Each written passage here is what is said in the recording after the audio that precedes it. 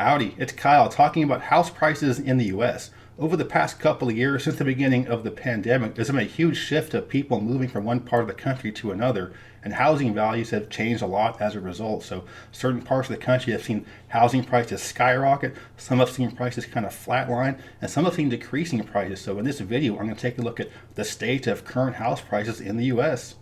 I did a video like this about a year and a half ago, so here I want to see if some of the trends from then are true today. And I'll be looking at a few different really hot housing markets, a few that have cooled off a little bit, and some that are just really cheap. So let's take a look at some housing prices in the U.S. First, a few statistics about the overall housing market. The median sale price for a home was over $376,000, which is over 14% more from the previous year. However, the number of homes sold in 2021 was down from 2020. So overall, the U.S. had a 14% increase in house prices in 2021, but look at some of these markets. Almost all of these are cookie-cutter bedroom communities, and the housing prices have gone up a lot in the past year. Here's a list of the most competitive cities. These are cities where you're going to have to pay a lot more than asking price to get the house you want. And it's interesting how Murfreesboro, which is a suburb of Nashville, is on both of these lists. I want to first take a look at Seattle, Washington, a very fast-growing city and a fast-growing metro area. A lot of high-tech jobs, a lot of job growth, a lot of economic opportunities. Wages are high, but housing is really expensive. This condo here is really expensive, but it's cheaper than San Francisco. This is about the cheapest single-family detached home that I could find in the city. This is also not in the greatest part of town. It's a nice-looking house, but it is really expensive for what it is. This house isn't as nice as the other one, but it's in a nicer part of town, so it's going for almost $600,000. Here you've got some relatively new condos with a great view of the Space Needle. Very desirable part of town, but it's $600,000 for this place. I'm not showing this one to be funny, but this is about the cheapest place I could find that was a big house. Obviously it needs a ton of work, but for $650 for a house like this in Seattle, that's actually pretty cheap. Here's one that's not in the best neighborhood. It's going for $680, but it was going for $700 a month ago. Here's a nice house in a very desirable part of town, but a major fixer-upper for $750. Here's some townhouse new construction. Small place, okay part of town, asking $780, but it was $800 a month ago. Pretty nice house. It's big, $1.2 million, but it's right along Interstate 5. And here's what you might expect to pay for a single-family detached home in a more historic type neighborhood. Now I want to take a look at Boise, Idaho, which is a city where many people from Seattle are moving to because of the house prices. Here's a pretty small detached home for $380. You might be able to find a small condo in Seattle for that, but that one was pretty cheap for Boise. This is more like what you might expect to pay. Here's another one, nice house, been fixed up for $480. Even larger home, little newer construction next to a park for $530. This is a pretty big house for the money. You wouldn't find anything anywhere near this cheap along the coast. Here's a little more upscale, a little bit fancier neighborhood in Boise. Idaho is the most expensive state in the country in which to live that has the minimum $7.25 minimum wage. So a place like this is really expensive for Idaho. And here's brand new construction, choose your floor plan kind of stuff in the suburbs of Boise for $770. And now to the other end of the country, another expensive housing market, Boston.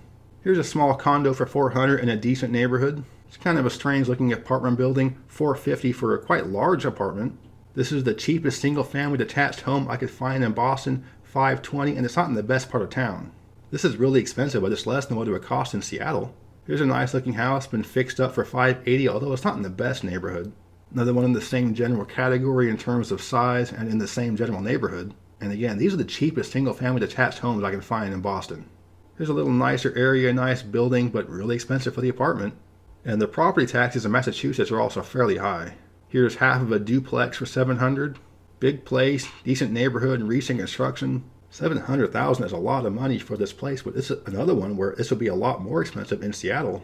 If you want a condo in a cool old building downtown, well, here you go. And for me, Boston is definitely a city where you want to be close to downtown, able to walk around. But you're going to pay for it.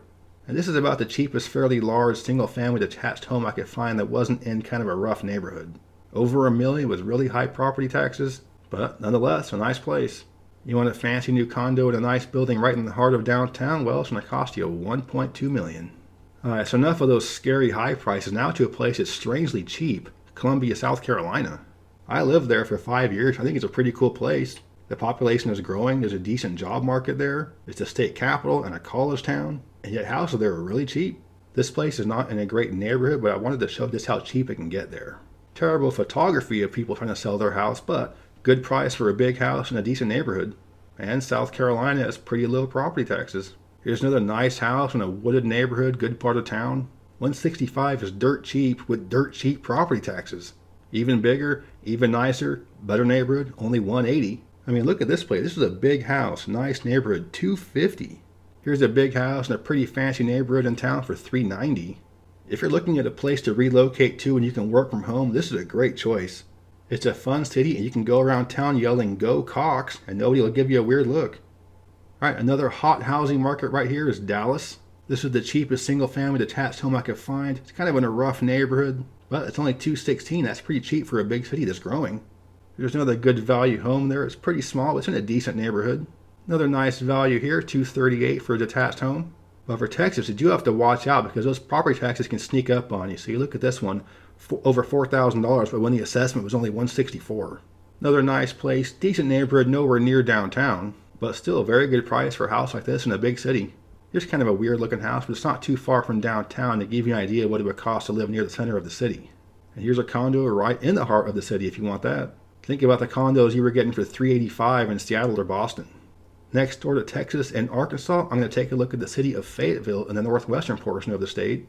Fayetteville is the home of the University of Arkansas's main campus, and about a half an hour north of that is Bentonville, which is where Walmart is headquartered. The population grew quite a bit from 2010 to 2020. A lot of folks moving there from other parts of Arkansas where the population is decreasing, and as Walmart gets bigger and bigger, the number of employees it needs is more and more. This house here is about the cheapest one I could find. Small house on a big lot, but it's pretty cheap. Here's another one of those brand new ones where you can choose your floor plan, and that's a pretty good price for new construction. Here's one that's obviously a little bit older and needs quite a bit of work, but that's still pretty cheap, and the Arkansas property taxes are really low. Another good value home. It looks like it was the first house built in a new subdivision, but the snow on the ground in the pictures let you know that it gets a little bit colder there than you might think. Look at this bad boy for under $500,000. You're generally not going to find houses like this for this price in cities that are growing a lot. And even if you want to go really big in Fayetteville, it's not going to cost you anywhere near $1 million. Heading on up to the Midwest, another city that's growing, Grand Rapids, Michigan. Grand Rapids has become a major center for high-tech medical research and medical devices. So a lot of folks are moving there, and those jobs are fairly high paying too. This is about the cheapest one I could find there for a single-family detached home. So just kind of a baseline of what you're going to get in Grand Rapids. Little nicer home, a little bit better neighborhood, a little more expensive, but still overall pretty cheap for a city that's growing. And overall, Michigan's wages are not that low, so these houses are even cheaper than they seem. I really do think right now that Michigan is one of the best values you're going to get in terms of housing versus wages. Most parts of the country that have houses like this for this price tend to be in states that have the $7.25 minimum wage. Here's some brand new duplex construction there. That's fairly expensive for the region, but a lot cheaper than what we've been seeing in some of these other places. Another city growing a lot, Sioux Falls, South Dakota. Nice house, good neighborhood, pretty cheap. Here's a good sized home on a big lot near downtown. And for $220, that's pretty cheap. Bigger place here, a little more updated, and $240, a great price with reasonable property taxes. Even bigger, but not much more expensive, although a lot of undisclosed address houses for sale in South Dakota. Here's a nice house, little newer construction, nice sized house, it's like a good sized lot, good neighborhood for $315. So you are getting a lot in Sioux Falls for your money. And lastly, let's take a look at Honolulu. Here's a small condo in an okay building for only $144, that's really cheap. Here's a 2-bedroom apartment in a decent area for $180. That's really cheap for Hawaii. Another small condo in a high-rise building, but $200 really isn't bad for Honolulu. Another condo, nice views, $230. And Hawaii does have some fairly low property taxes too. Another big high-rise apartment complex with nice views, very small place, but $320. Another high-rise apartment complex, a 2-bedroom for $400. Before starting the research for this video, I was under the impression that Honolulu was going to be the most expensive place I looked at, but not at all. Think what $575 would get you in Seattle, Boston, San Francisco, or New York. You ain't getting this. The ones in this price range are not the ones that have the ocean view, but still.